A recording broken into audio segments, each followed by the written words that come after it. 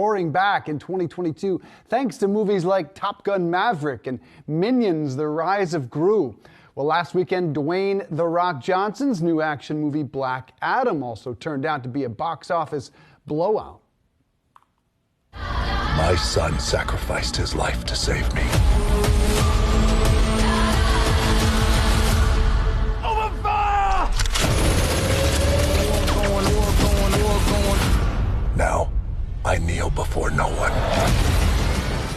The Rock. All right, Yahoo Finance's Allie Canal here with us to talk about the weekend performance. Allie, I'm checking out Rotten Tomatoes. I don't know that I've ever seen a spread like this. The audience says 90%. The critics say 39%. How'd it do?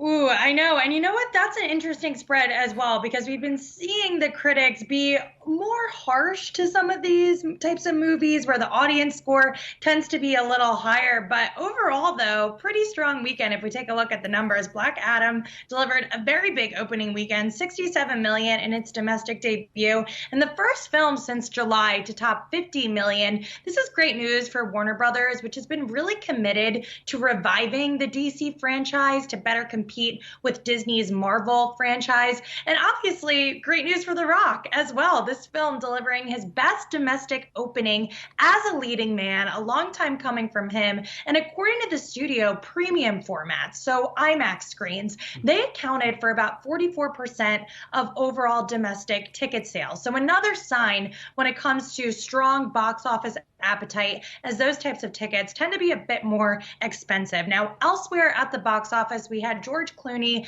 and Julia Roberts' Ticket to Paradise. That saw a domestic debut that topped $16 million.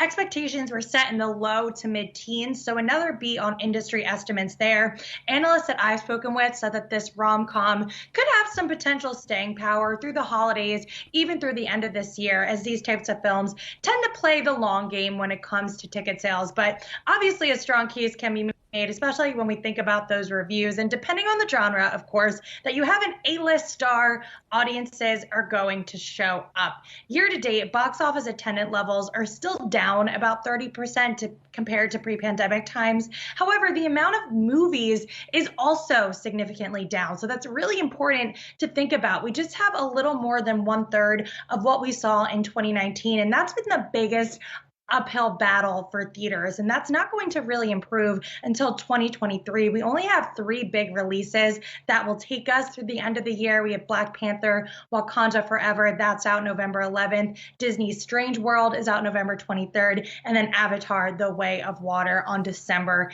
16th. Those are the big 3 that are going to take us to 2023, but I don't think we're going to see that type of recovery that we want to until next year. No, probably not. I'm looking forward to that George Clooney, Julia Roberts. I'm a rom-com fan, Allie. I have no problem admitting that.